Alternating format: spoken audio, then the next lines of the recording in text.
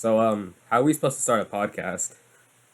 Genuinely, I have no clue. Like, there's some people who kind of just start in the middle of a conversation, and then there are other people who like have this like radio-y intro. It's kind of weird, but Or the people that actually like video themselves doing a podcast, they actually have a designed intro, but you know, yeah, but I feel like that's too much. well, I don't know. It's something we can maybe experiment down the line. Yeah, or we could do like the YouTuber apology type of intro where you like sit down the cameras. I can't have that I'm sorry, I guys. can't have that PTSD and go back to when I lost all my footage and basically had that moment. That was not fun. No, said no. Anyways, my name is Darick Pham. I am the what is it? One of the channel creators of Simplified Space, and I am one of the hosts for Everyday Engineers. I'm Siven Panda. I am one of the channel creators of Car to Car, and I'm also one of the editors for Simplified Space. We basically wanted to start this podcast for you guys so we could basically talk about tech and spaceflight things that are happening. We're going to alternate about every week. So this week we're going to start off with my line of work, spaceflight. And this week, I think the biggest thing we should talk about is Artemis. Because it's August Yes. now. It's August now, right? We're heading towards the end of the month of a planned launch on August 29th. Yep. After basically, let's do the math here. Way too long waiting. We're finally getting some sort of information on Artemis, and it is a launch date, which was, as you said, August 29th. But there's something kind of disappointing about this, even though it's really cool that they're, starting up, and that is their webcasts. Yeah. There was a NASA webcast I was watching. It was basically like the Artemis one, like overview. So looking at, what launch trajectory, launch date, splashdown, and all of that. And it was still in 720p. Like, And like we had like Falcon Heavy like 5 years ago that was 1080p, and SpaceX is now on 4K, yeah. and we still have NASA over here on 720p, and that's just depressing. I just wish, like, okay, honestly, 720p is like fine-ish.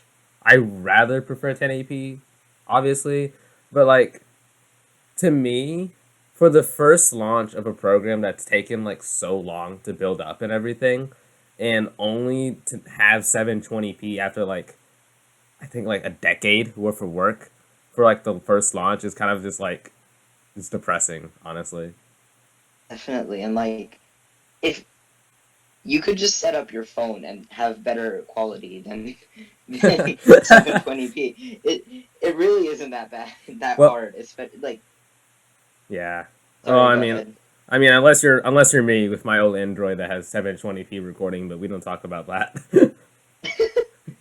Yeah. uh, but in that NASA webcast, we had key personnel that were there. So the lead Artemis One flight director, Artemis One ascent entry flight director, Orion people, people from the European Space Agency. But basically, the biggest information we got out of that was obviously stuff we already knew. So, the plan is for launch to happen no earlier than August 29th.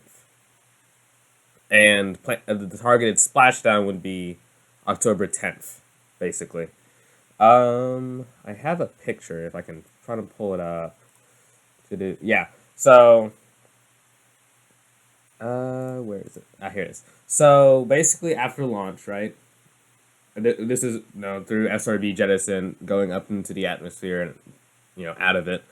Um, what is it? Orion's basically going to get in orbit, make the final checks with ground stations here on Earth, and then it's gonna have its TLI, its translunar injection that's gonna sling it towards the moon. And then it's gonna on the way there, it's gonna deploy some CubeSats that's not in conjunction with NASA. So the flight directors actually have no say in those CubeSats. It's whoever is managing those CubeSats, like whoever built them and designed them, basically. And they'll be launched during on its way to the moon, and then when it reaches there, it'll do all of its testing and everything, and head back to Earth. Okay, but that this leads into another thing. I was talking with one of the contractors of Orion, right? And I asked them like, "Oh, is Orion planned to be reusable in some way or form?" Because Boeing makes the Starliner, which is, reusable for like to some degree. So I was like, I thought the Orion was going to be reusable, and the contractor told me it's not going to be reusable. So like, what the heck? That's yeah.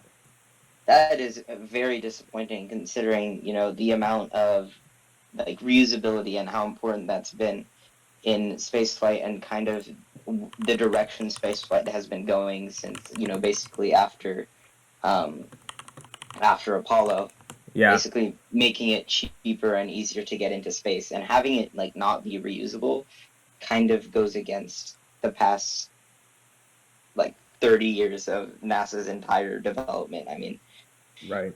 And it's funny to me because NASA had a program. They were developing a vertical takeoff and landing, like prototype, kind of like Grasshopper and Falcon F9R, that SpaceX were testing, but it blew up during one of the tests, and it was scrapped ever since. And like, they could have been ahead in the game. They could have had a vertically landing rocket before SpaceX did, and they just cut the program because one of the tests went wrong. So that's something. it But okay. always feels like NASA's kind of suffering from space shuttle PTSD. just just like I mean, yeah, Space Shuttle's cool. Don't get me wrong. I love Space Shuttle. I think it's the one thing that everyone grew up with that basically got them into spaceflight before like SpaceX came and did Starship stuff. But like, it never hit its goals because Space Shuttle was supposed to have a decent launch cadence, but then it launched maybe like 2 3 times a year, and when it moved into SRBs, the solid rocket boosters being like recovered from the water, the amount of time it took to refurbish it and the amount of money it took to refurbish one that landed was was getting kind of close to the territory of, well, if it takes X amount of months to refurbish it, it takes this about the same amount of months to make a brand new booster and just attach it to the shuttle. So like, reusability in terms of shuttle, it was cool. Like, it was cool, not gonna lie. But in terms of like the overall progress it made, nah, I don't. It didn't hit its like goals in yeah, my opinion. And SLS I doesn't gotta have anything on it that's gonna be reusable. Nothing. super disappointing. Yeah. Not even. I thought the SRBs, like, because they're basically the ones from shuttle, once until like you hit the later variations of SLS that have the upgraded segments, but they're not going to be like catching them, which I mean, I kind of see their point given how SRB recovery worked with shuttle, but like, still I thought they would at least try something. Yeah, So, and yeah, just the way it worked with shuttle was just like super duper awkward, but it's better than nothing. shuttle though did bring the RS-25, which Hydrolox, one of the super reliable engine, still good. I mean, they're using it on SLS still, but their Aerojet Rocketdyne is planning to make a variant of the RS-25 that's basically designed for SLS, slightly different from the one from shuttle, but it's simplified down because it's no longer needed to be as complicated as the one for shuttle. So, well, speaking of rockets, right?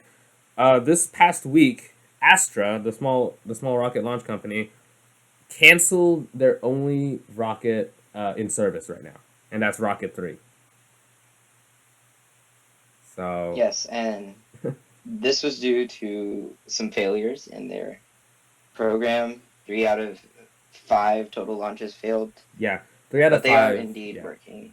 Oh, go ahead. Yeah. yeah. The three out of they launched 5 total launches, 3 failed, and some of those did include the contracted missions they were flying. Like the most recent one they flew that failed, the Tropics mission from NASA. Two CubeSats would fly up, and basically they were part of like the hurricane observation thing, where they'll look at how the storms are formed and have a better understanding of that. But because of all those failures, they're just like canceling Rocket 3 and they're moving on to Rocket 4, which is a bigger version, more and more payload to Leo. So there's that to look forward to. Do you know what their kind of target for that is? Like in terms of payload? Or more in terms of like how long it will take them in terms of development. I think it was an article somewhere that I saw the date of 2024. So, yikes. They have That's gonna be. they have money in the bank still, but it's just that because it's a small startup, they're running dangerously. They're running on a dangerous course if they can't get something to work out. Because whenever you're getting a launch contract, right? Let's say it's an $80 million launch contract. The company developing the payload could be like, we'll give you 10 million, right, upfront as part of the contract, but we won't pay you the 70 million until you successfully launch our payload. So, I mean, they could get a bunch of customers to do that for them, but if you did that, right, now you're running the risk of, will it work when it launches? Will my payload get to orbit? Will it work? Because if I spent a year working on a CubeSat as a college student with like a couple of my buddies, and we're like, oh, we're gonna give it to Astra because the cost is pretty cheap to get to orbit, all of that. We give it to them, and they launch it, and it explodes, or it didn't get to orbit because of an upper stage failure. Then we're like, we should spend a year, like blood, sweat, and tears developing this, and it didn't work because we trusted you. So it's just I love Astra. They're great. It's just that I feel like with the back-to-back failures they've gotten, like they need to step up. Like there's something wrong. They need to fix this. Yeah. So. But developing rockets is hard. So. Well, I mean, yeah. Well, moving on to development, since you brought that up, at Kennedy Space Center, at Pad 39A, so that's the same one that Saturn V launched out of and Shuttle launched out of, the one that SpaceX operates out of. The Starship Tower next to 39A is progressing really well. I believe it's 4 or 5 segments tall now. So, and there's 9 segments total. So, it's like that's super fast. That's halfway there. The crane that's being used to stack it needs to be extended now, because once you start placing the 6 and the 7 segments and above on, it gets extremely tall. Obviously, this is the largest rocket that's ever since Saturn V, and it's supposed to be bigger, but it needs to be extended. So, I mean, given the pace of SpaceX, they're probably extending it as we speak, or they've already extended it. They're so much more speedy than NASA. That's fair. NASA takes like 10 years to do something. SpaceX will do in like 2. But it's also because like NASA's more cautious. If something blew up with SLS, right? They would have to stop for like a couple years to get both a press conference running to explain what happened. They needed to investigate what happened. Then Congress is going to be like, you just had like a multi-million-dollar thing blow up, and we put a bunch of money towards you. Should we do budget cuts now? And stuff like that. But SpaceX could straight up just blow up an engine in McGregor, and they're like, oh, cool, we had a fuel leak. So let's fix that fuel leak and then do that again on the next one. Like, they can afford failure. Yeah, that's kind of like the pro of having the private sector do a lot of these space industry stuff. Yeah. What else at KSC? Star Factory. So that's basically the building that near SpaceX's like Florida facility. that's gonna build Starship, so all the rings and everything for it. It's progressing rapidly, so yeah, no, I'm pretty sure it should be done.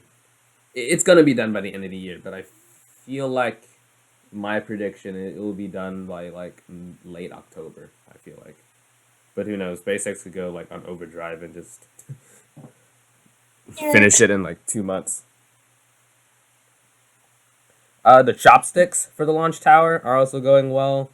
The carriage system has been spotted, so all the components for the chopsticks have been seen. It's just that now we're just waiting on final processing and making sure all the components work together before final assembly and rolling out to the launch site. Yep, yep. And then one of the coolest things I think we've seen out of KSC this week was there were 3 Falcon 9 boosters outside Hangar X. So it's believed to be booster 1073. It's the cleanest one out of those three, and it's supposed to be flying a Starlink mission this coming week. I'm pretty sure. And then the other two were black, so they've flown a lot, and they're believed to be the fleet leaders, be booster 1058 and booster 1060, which have flown 13 launches each. Which I mean, I feel like that's insane. 13 launches. That is a lot.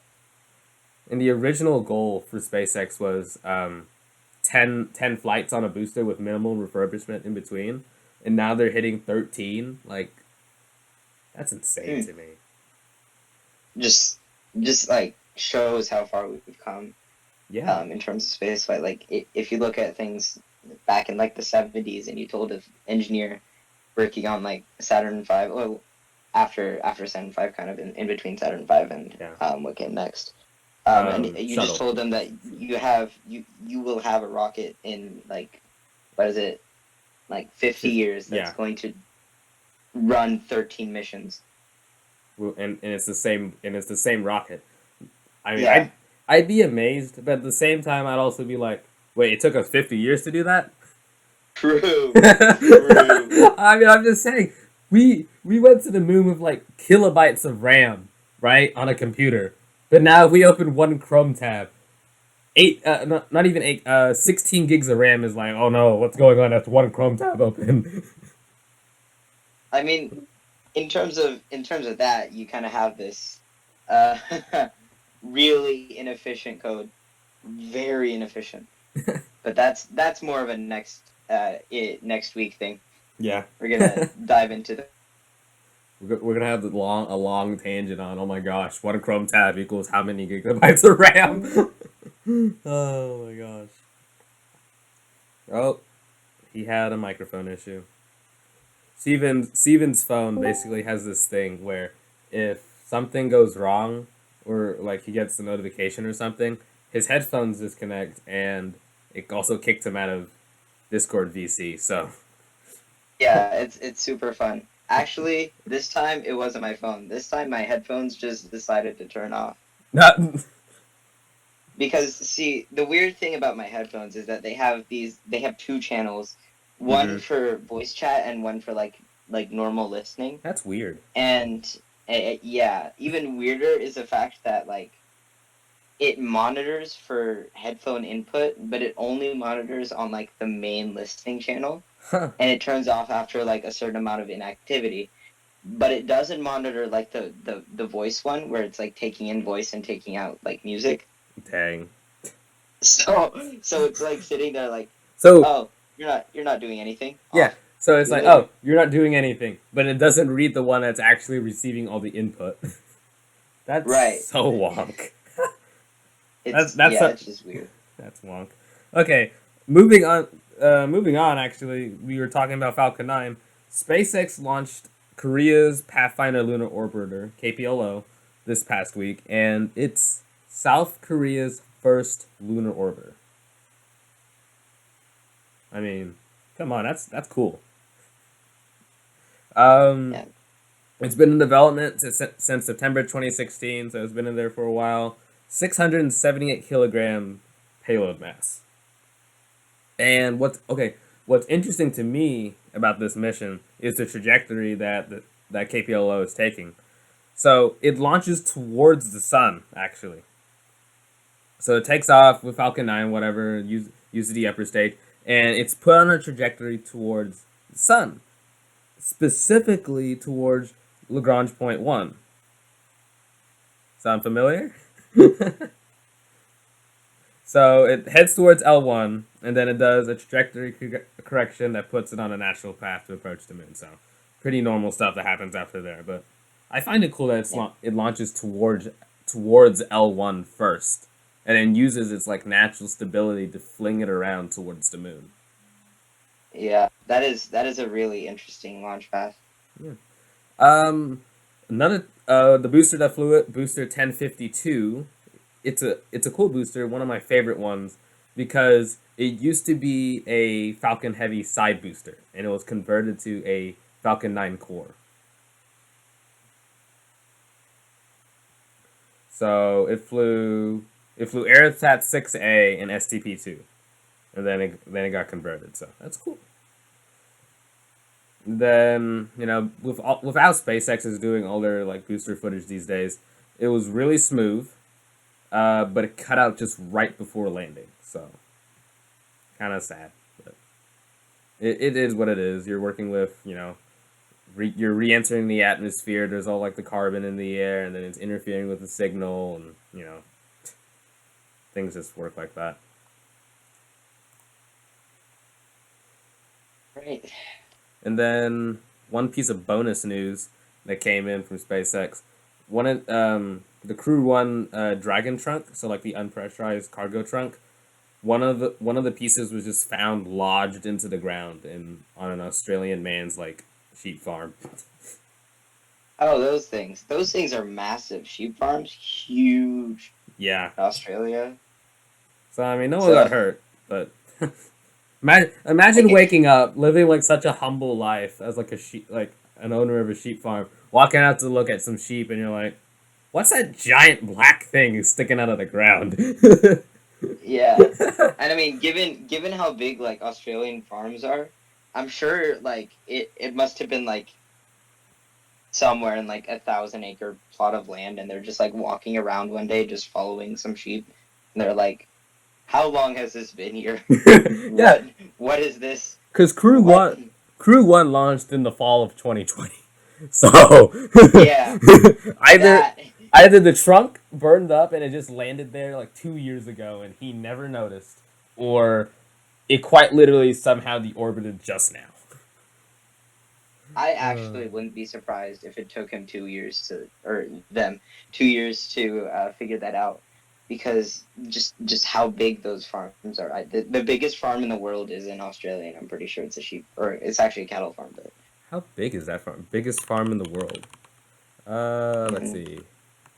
Biggest farm in the world. I'm not even gonna try and pronounce that. It's whatever city mega farm in China. China. China. Oh my gosh.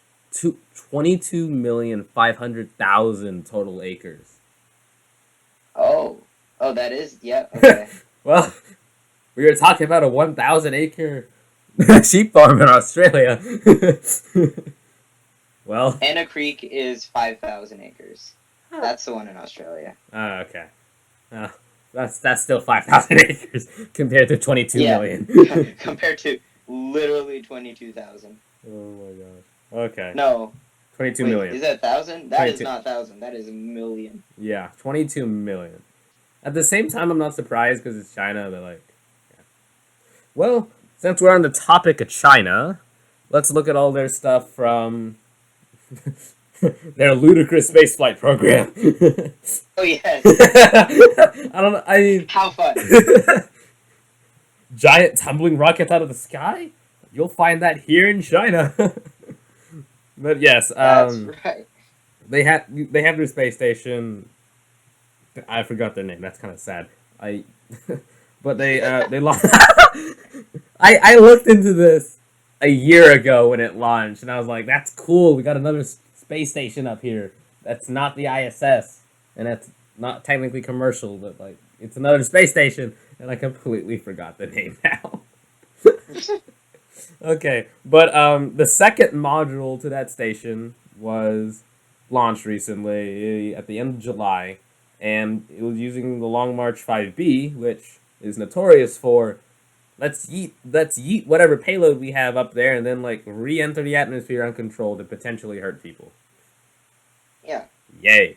But It's like full send. well, yeah, exactly, full send, except it's not the full send we're typically used to. It just kind of comes tumbling down. Yeah. So re-entered the atmosphere this past week. A bunch of people from Malaysia got footage of it. Looked cool. They called it a meteor shower. Wasn't a meteor shower, I can tell you that. More like rocket shower. Yeah. Rocket, large pieces of rocket can kill you shower. Yeah. So the nice thing about it is, luckily, it re-entered and splashed down in the Indian Ocean, but that Popular splashdown spot. yeah, but there was suspected debris found near the Malaysian border, and suspected debris found over a large area of Borneo. So, and these were like Unsafe. these were sizable pieces of debris. So I'm thinking maybe the size of like maybe your average. Like what I want to say like a weird measurement like a football field, and I'm just thinking of this video I watched. There was like, why do Americans use football fields as a measurement? Yeah. Your average newborn baby. Yeah. Let's just say let's say 5 times the size of your average newborn baby. Okay. So that's like a pretty sizable chunk. Oh, okay, no. An office desk. Your typical cubicle office desk. That's how big some of those pieces were. That is a big boy. That's a much better analogy than saying 5 times your average newborn baby. five newborn children. Not Yes, just one, 5. 5. I'm pretty sure there is another Long March variant though. Long March 5, sorry, that can have a controlled re-entry, but it's obviously not the 5B. Yeah. And then It's like Plan B. yeah. Plan B. Plan A, enter safely. Plan B, just like Full send. full send. Full send. Yeet. And then the other interesting thing that came out of China was an alleged launch, right?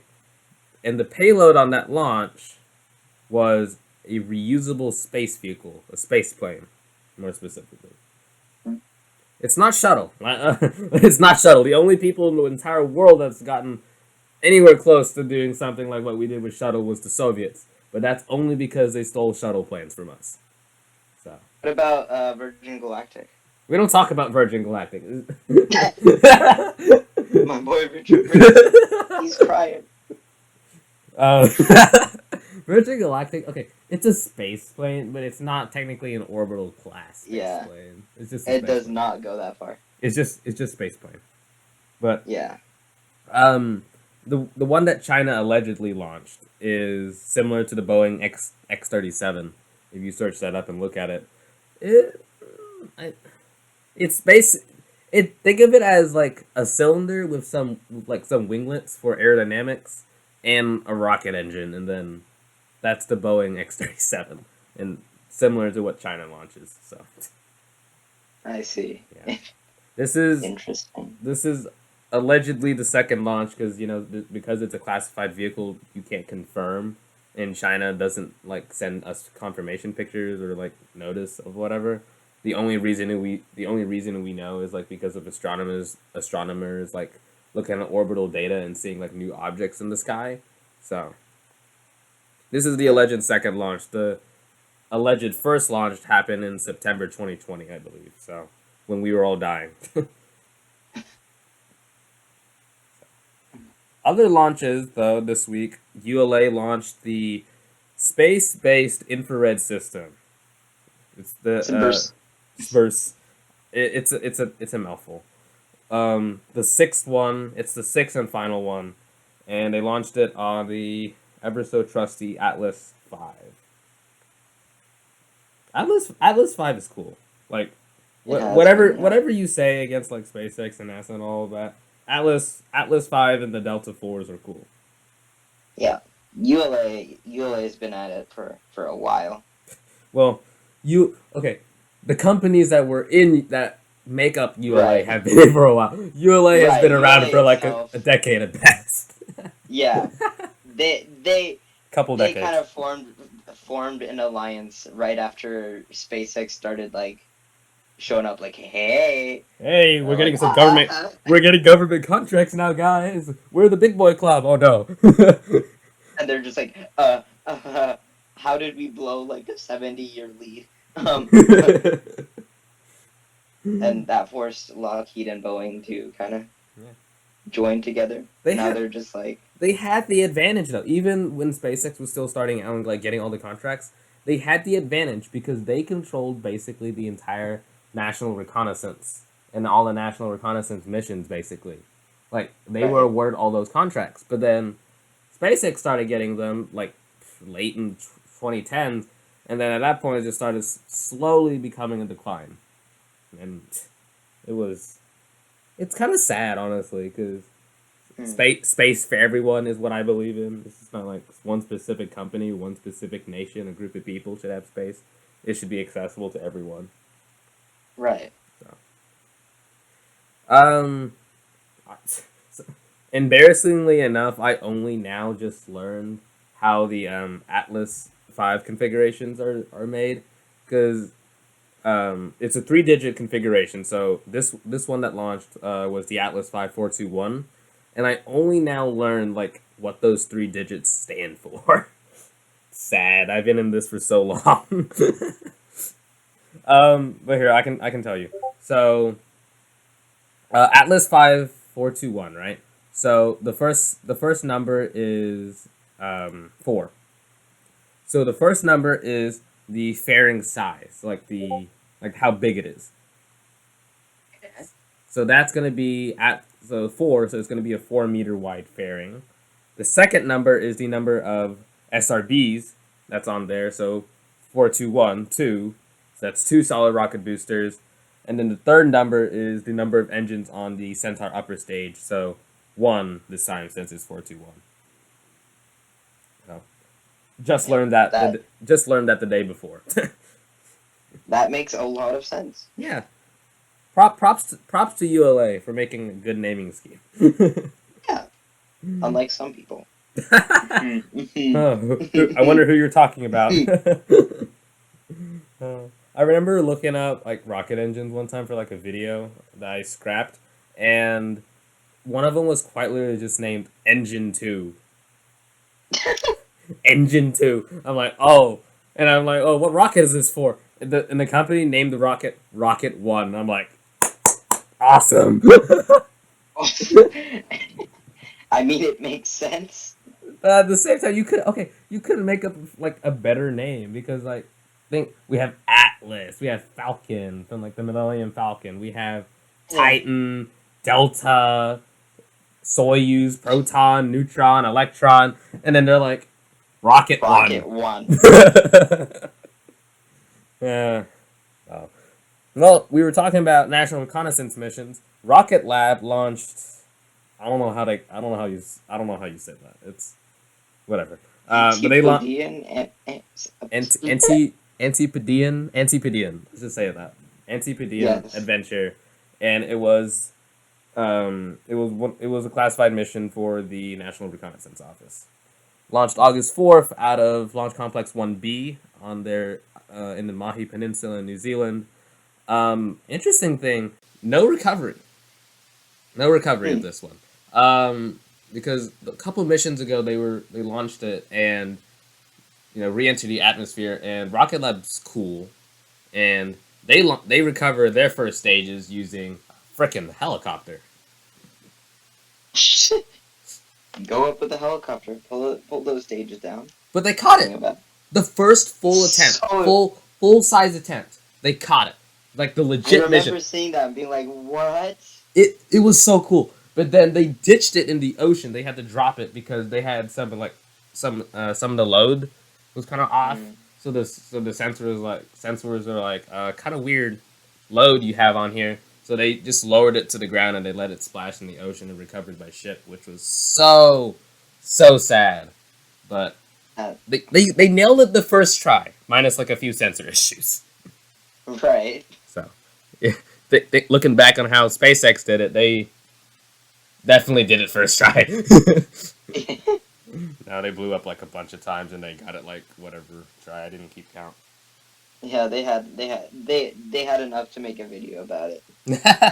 I love that video, honestly. I'm SpaceX fails. I wonder if they're gonna do something similar with like Starship.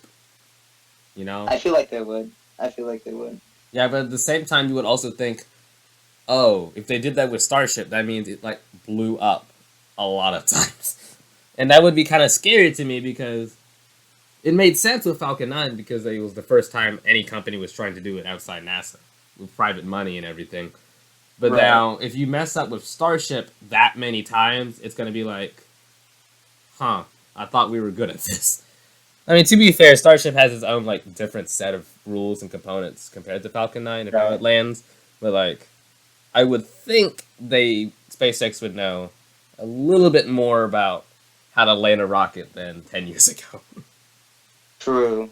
So, I feel like they had like their fair share of issues, but it's all gonna be like things that are completely specific to Starship yeah, because Starship is so much more it's than yeah. Niner Heavy was. Let's not talk about Starship though. Let's go to Blue Origin. Ew. Hey, Blue Origin's fun.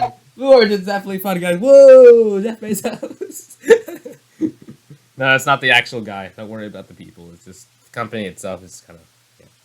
But All the New Shepard launched this past week with their most recent human spaceflight launch, NS-22, and the crew was interesting this time. Yeah, they So have a lot of really good people. yeah. On here. Let's see. Six people in the crew. I had to do math.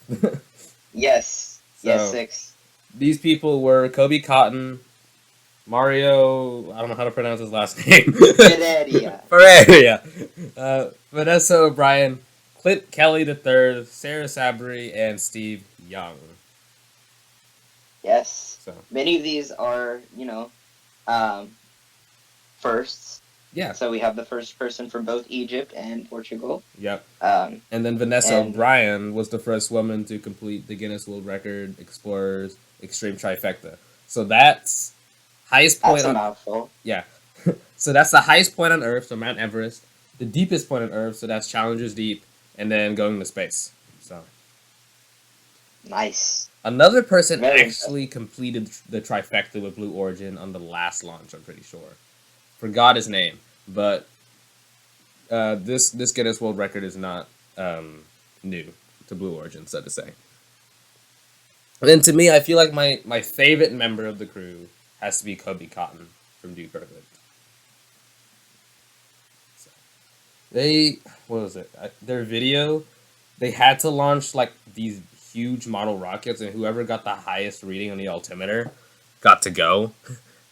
It was it was funny, and it was also kind of like weird seeing like all these model rockets and whatever it is. Well, with a Blue Origin launch, commentating was obviously kind of just it was out there, so to say. Kind of stinky.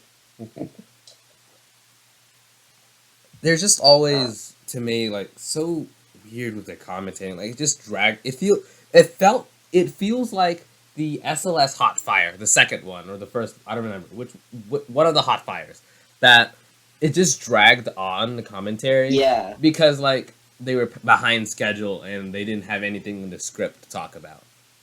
So they were just straight up. So like they're just talking. They straight up had to bring up a guest.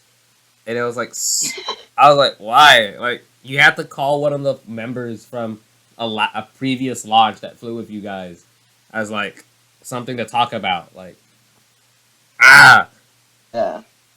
So. It's just the commentators.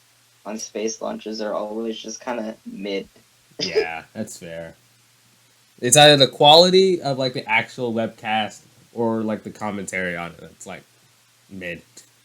Yeah, Even SpaceX, I have to admit, some of the SpaceX commentary in recent times have been questionable.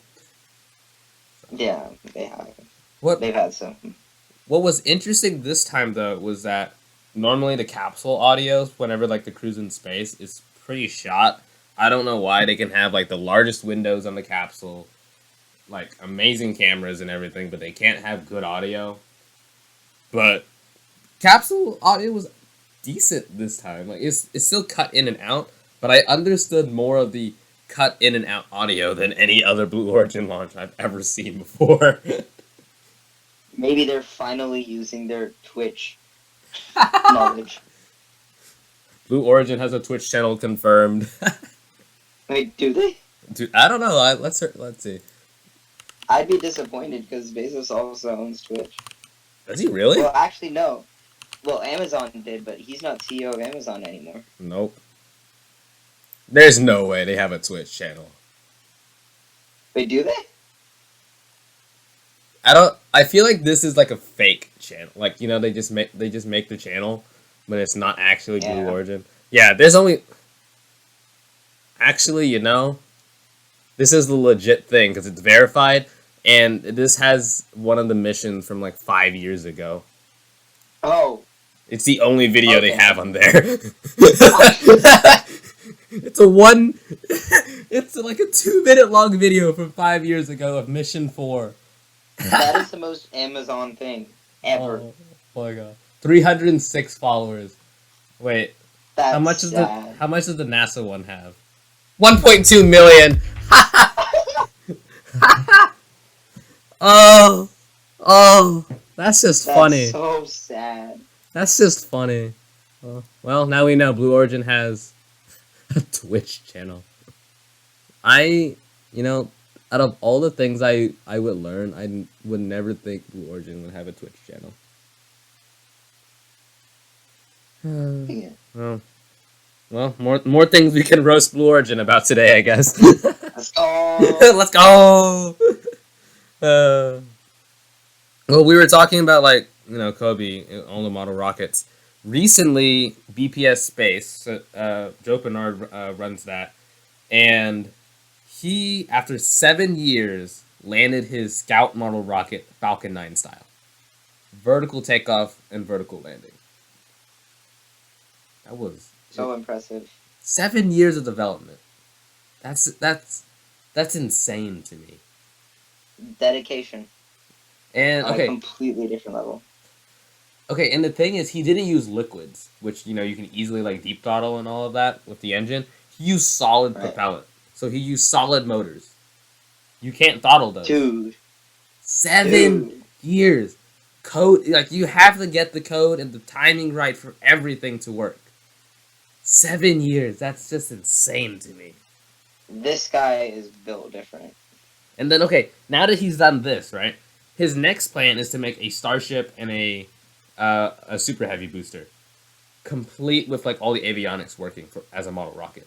So that means the Starship itself will have working fins or flaps, whatever you want to call them. It's just working Flippity flaps. flops. Flippity flops. His model will have flippity flops. That's what we're gonna call it now. But I mean, it's gonna actually work, and I really hope I see it do like a flip maneuver one day. That'd be so cool. Stinking awesome. But I mean, I'm gonna stress it again. 7 years. I've been on YouTube. How many years? 1. I've been on YouTube for 1 year. But how many years have you been on YouTube? I've been on YouTube, I think, for 5 or 6 years. Dang. So you started like the same time you did. Yeah. Yeah. That's an interesting thing to think about. Because then you started accomplished a lot less. It's well, it just goes as it goes.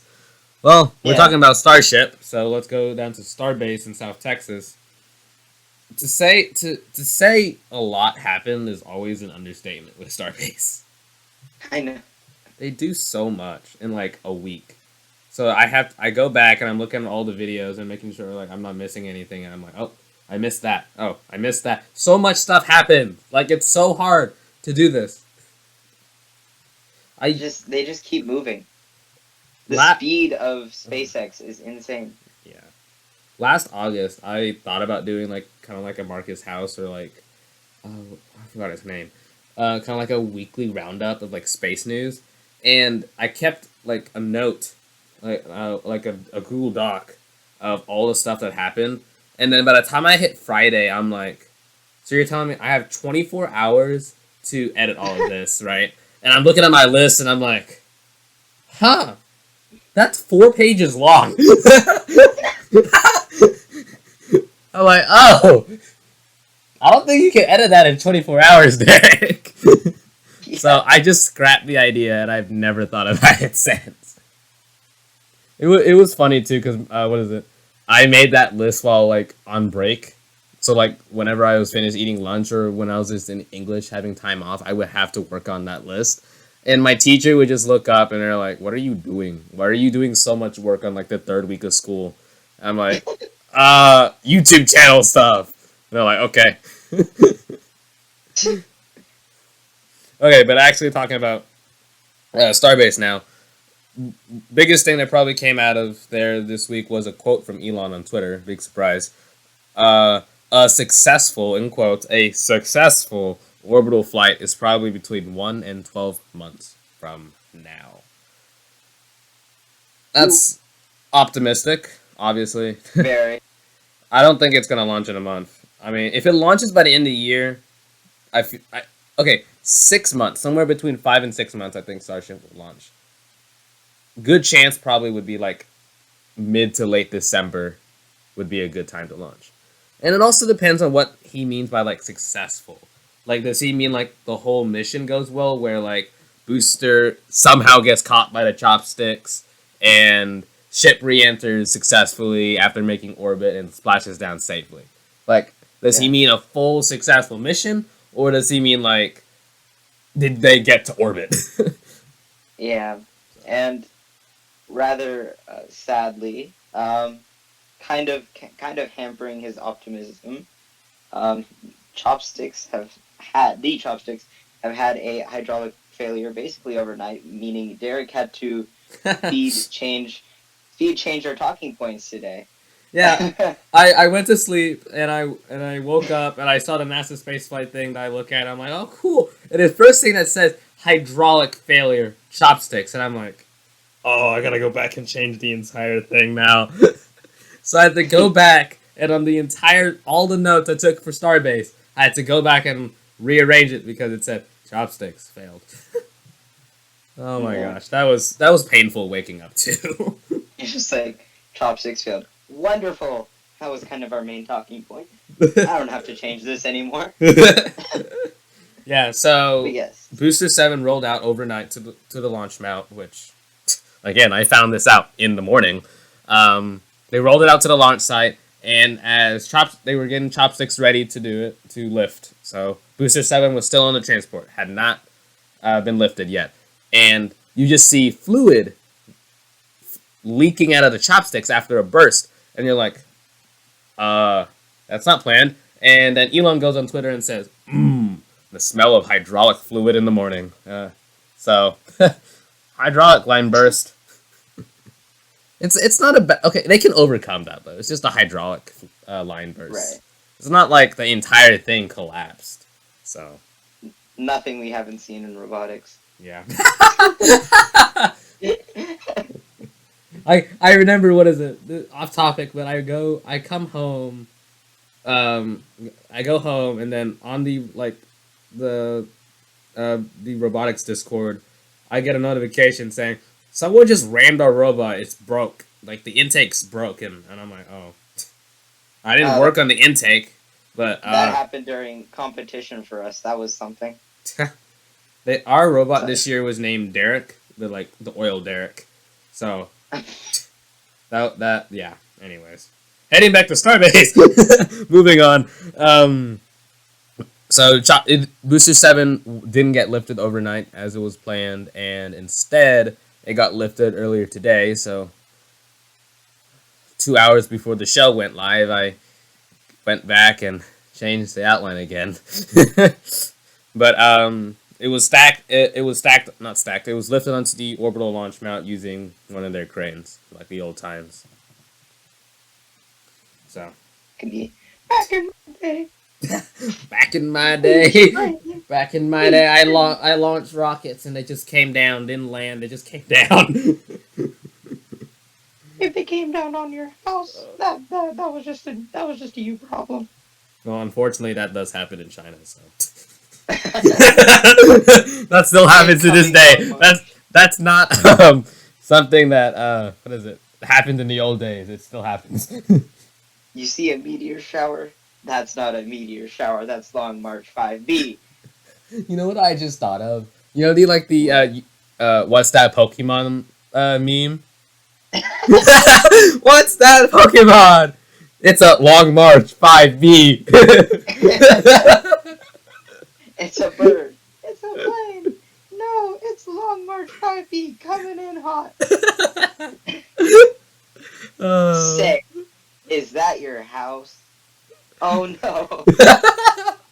You could make a whole like 1970s sitcom off of this. It's like daily misadventures of a family who just keeps getting Long March 5B debris just in their living room.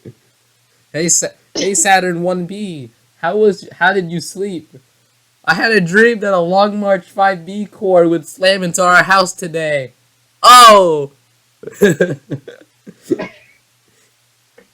Explosion. We were talking about Starbase, and now we're just roasting the Chinese again. Roasting the Long March. Well, let's talk the largest rocket built to date, bigger than Saturn V. No, Long March 5B coming in hot. Prepare yourselves. It's coming down. Okay. Well, actually, going back to Starbase, though, another big thing that happened was the horizontal methane tanks that had to be put there because the methane tanks that SpaceX made on their own didn't pass qualification. They've been prepared for shipping. They've been placed on a semi, and it's now out of Starbase. So to me, I'm intrigued because if they don't need the horizontal tanks there anymore, the prefabricated horizontal tanks, then like did they somehow get a new design built and certified, like where we didn't see it, or like the existing methane tanks been fixed? Like I don't know. The thing is though, with those existing methane tanks that SpaceX built, I'm pretty sure like both of them are like broken and somehow some of the lines to it, some of the plumbing lines went to it were bad or something. I don't know. So like I'm just so confused because how is Starship gonna get liquid methane now? Magic. I'm gonna wave my wand. Do you need methane? We'll strap a tank full of liquid methane on top of the Long March 5B, launch it straight to South Texas. Oh my gosh, man! You smell hydraulic fluid in the morning. How about liquid methane? Introducing the Long March 5B.5, the experimental vertical landing version of the Long March 5B. You said Amazon has 1 day shipping. We'll do you better. 1 hour shipping will come to literally inside of your living room. I just I have no Plus words. or minus 50 miles. Give or take. In the fine print, it just says, we deliver to you 1 hour or less. Give or take 50 miles.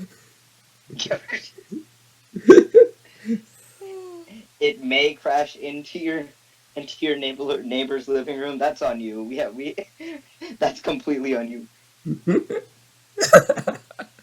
Oh, okay. Well, SpaceX is also prepping Ship 24 for static fire, which people have been saying that since last week, because originally there was supposed to be a closure this week for it to be static fired, but that never happened, so yay. But they had a water deluge test on suborbital pad B, so this water suppression system, and so that means that static fire is coming soon. And based on all the road closures, static fire is no earlier than August 8th. Pretty Right? soon. Pretty Yeah. soon. We're recording this the 6th, so Monday. It's the earliest day it could happen. Which makes sense. They don't test over the weekends. What else? Raptor platform. So that's like this custom made platform that SpaceX built, and it basically folds in, slides between the orbital launch mount legs, and then it can be raised up so workers could work on the Raptor engines much easier. Ooh. More concrete was poured on the berm protecting the orbital tank farm. That's another thing. Okay, we're talking about the most powerful rocket since Saturn V, right? Yeah. You need a lot. You need a lot of stuff protecting your launch infrastructure because, I mean, the thrust of the booster at launch is expected to be 7,600 tons at sea level. And that's a lot. So Yeah. if that thrust goes towards the orbital launch mount, which flame plus combustible propellants, that doesn't mix well. So Yeah. pointy end up, flamey end down might turn into pointy end up, flamey end everywhere. Yep. Going to the production yard, Booster 9 and Ship 25 have good progress on stacking. Look, everything coming out well. So Booster 9 will be the third booster that would fly on an orbital flight, and Ship 25 would allegedly be the second if all goes well. Yeah, very, very speedy as SpaceX has been. Yeah, well, okay, Booster 8's basically near completion. And, Booster 9 I think, is halfway done, and so is, Ship 25. Like, maybe halfway to 3/4 of the way done. But, to me, right, with how fast SpaceX, is iterating, it doesn't make sense to make so many prototypes. Because if they find something wrong with Booster 7, then everything built to that point has become invalidated. You know what I mean? Mm. So, if they build too far in the future... How NASA of them. Yeah, well, yes. But if you build too far in the future, right? If you find an issue now, well, the issue you have now will be the same issue across all the boosters or ships you just built. So you just basically, invalidated the entire fleet. Right. So. I mean, I guess they're kind of going through, what you'd usually go through. It's kind of smart. I mean, you kind of have to do things like this, I guess. Yeah. Rapid iteration. I like it more than just a slower, more cautious way because you find answers quicker, even though if it's kind of explosive. It in the terms of engineering and design, that's generally the best thing. Rapid iteration. Yeah. What else happened? Starlink version 2.0 satellites allegedly were shipped out of Starbase based on footage and of everything seen. It's not confirmed. We won't ever know probably, but allegedly it's gone. And they were scrapping one of the grid fins as well this week. And I was reminded of how tough these things are. So Falcon 9 grid fins are made of titanium. Super heavy grid fins are made of welded steel.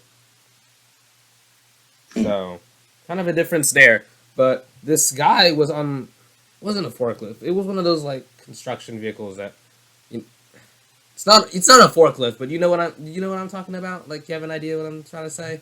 Yeah, kind of. Okay. Yeah. So they put the forks underneath to go flip it, right? And this camera is maybe I don't know, maybe let's say 500 to 1,000 yards away, maybe 200, 500, 1,000 yards, something within that range. They Yeah. flipped the grid fin over, and it shook the camera It's from that far away. insane. Like you could see like a decent amount of dust and like pebbles fly up whenever they flipped it over and it landed. Like that was it's so weird to look at that thing. It's small in quotes, obviously bigger, but it's small compared to like the rest of the booster, and you flip it over, thud. Yeah, I mean, just like thinking about like how fast these things are moving, you definitely need like things built this strongly Yeah, in order to take that.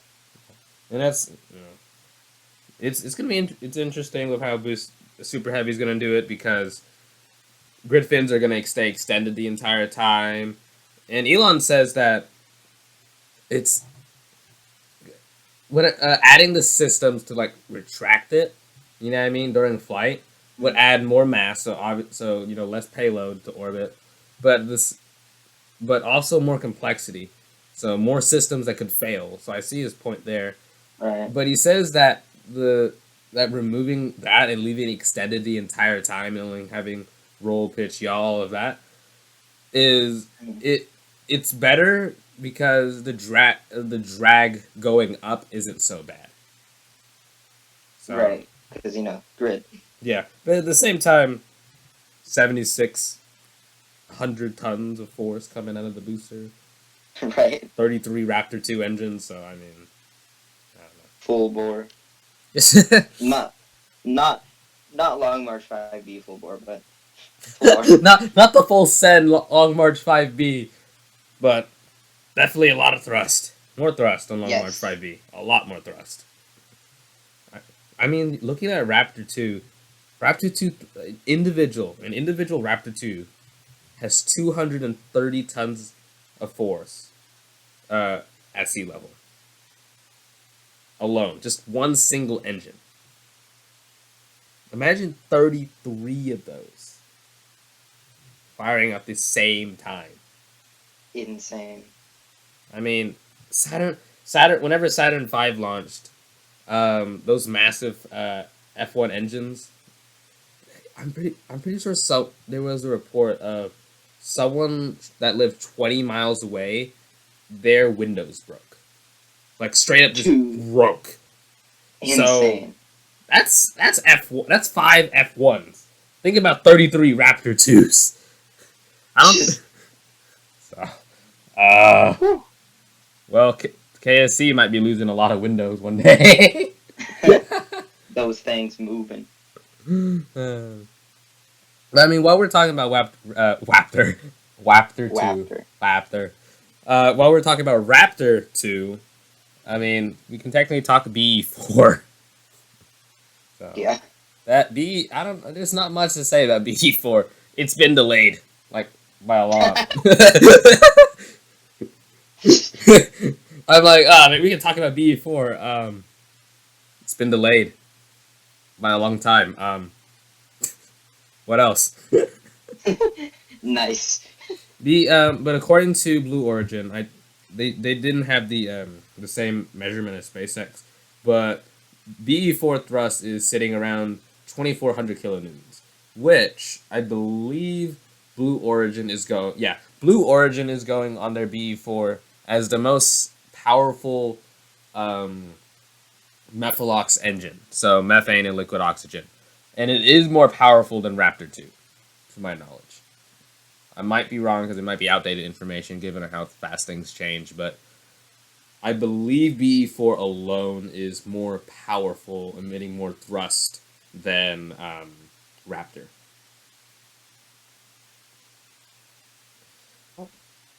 And then I think the most like interesting thing that happened with BE4 in recent times was like a test that happened. I think this past week, it was a throttling test. So it showed how it basically throttling, like it would on New Glenn or on Vulcan, and based on the graph, it throttled between 45% and 100%. So Yeah, How not bad. we're talking about throttling? How low does Merlin throttle? That is an interesting question. In throttle. I didn't type Merlin apparently. Da, da, da. Let's see. Can't find anything. Let me see. Merlin 1D engine throttle.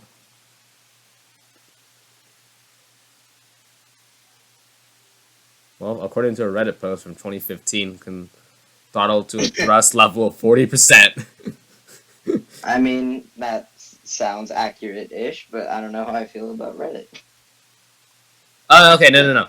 Okay, the Merlin 1D that currently flies on the Falcon 9 Block 5 can throttle down to 70%. Okay. So not a deep throttle, like the BE4 and what is it called? Raptor. Oh, okay. So Elon tweeted back in 2015 that 40%, like I just said from that Reddit post, but it was clarified to mean the engine can throttle by 40% of its total thrust, not down to Okay. 40%. I mean, that wouldn't make sense because Merlin was still in its infancy by then. Merlin, okay, honestly, Merlin, I feel like sometimes it's underrated It is so underrated. because the F1 engines that flew on the Saturn V, the only engines to date on a vehicle that has true engine reliability. If one of those F1 engines shut off, it could still fly. Falcon. It happened to Falcon 9. I believe there was a couple launches that happened where one of the engines, one of the first stage engines, shut down prematurely. So it was 8 of the 9 engines running, and it still successfully completed the mission. Did not successfully land, but it did successfully complete the mission. It did its job and then said, "Nah, I'm good." But then, okay, but if you think about like Delta 4 Heavy, right? If one of those engines fail, mission's kind of screwed. So honestly, F1 also I feel like it's underrated in terms of how reliable it was. It's the only engine to date that hasn't that did not suffer a single failure during launch. Like it didn't shut down. Impressive. So 100% success rate. People sometimes confuse it like with the J2, one of the upper stage engines that failed, but no. All the F1s on the Saturn V reliably flew. And I believe, let me pull up the secret script that I'm working on for one of my videos. Falcon 9 reliability is extremely high and over the past years has led to a 98% success rate. Meaning, That's just high. because the only times where it failed, right? We're not talking about failed landings, okay? We're talking about like the mission itself. Did it successfully deliver a payload to orbit? Failed twice. Once on the ground with Amos 6 whenever it like blew up because of a fuel line issue or whatever. And no, not fuel line, one of the valves in the one of the COPVs, one of the composite pressure vessels in the upper stage had a failure. And then during CRS, was it CRS 7? Let me see. Which one was June 8th, 2015? I love how my scripts add 28 2015 SpaceX.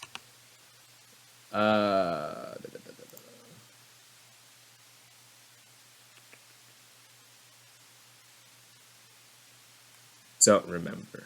I feel like it's CRS 7. Let me see. CRS 7. Yeah, CRS 7 was the one that blew up. It was depressing because Scott Kelly was on the space station at the time, and we all know Scott Kelly, the previous record holder for the longest time in space before Mark Van der High, and he was up there, and then this was supposed to be the resupply mission that came up, and they were low on like supplies. And he was like, "Let's go! I can get this and this now." And then he gets news from the people in Johnson. They're like, "So that resupply capsule we were sending up from SpaceX didn't happen. Blew up. It go boom. It go full send." They said we're gonna send it on Long March 9 now. What funny thing is, Long March 9 is still in development, my guy. Long March 9 is still in development. Oh my God. They said we're gonna send it on Long March 9. So if you see like a leaf of lettuce like just flying around, that's yours. No. You know, like in Minecraft, there's like this texture that, like the failed texture thing. Yeah. It's just that if you see that flying in the sky, it's because we haven't completed it yet. That is your food. Go and get it. Oh, that's. I mean, what was it? Capcom. Wasn't that one of the names we were like throwing around for the podcast? Yes. Capcom. In retrospect, that's kind of like one of the worst names we probably thought of. I'm saying that as one of my friends got me a birthday gift that straight up just like an astronaut, light up optical illusion astronaut, and I'm like, Capcom. Capcom, if everyone doesn't know, is basically the person on the ground that has direct communications with the astronauts and basically are the people that are in charge of the astronaut operations. So if Capcom talks to you and says, "Hey, there's an issue," you start being scared. You have problems. No, but we eventually came up with Everyday Engineers. Yes. What were some of the other names we were throwing around out there? We had what? Nominal Ascent. Nominal Ascent. It could have been Nominal, but nah. We had System 4. System 4 was kind of like one of the finalists, along with this. Delta V, like the actual thing. Yeah. System 4, if you didn't know, was the flight computer for, I forgot which one. I think that was Space Shuttle. Shuttle. Yeah. Ran out the processor of the iMac G3. Oh, that was the, what was it?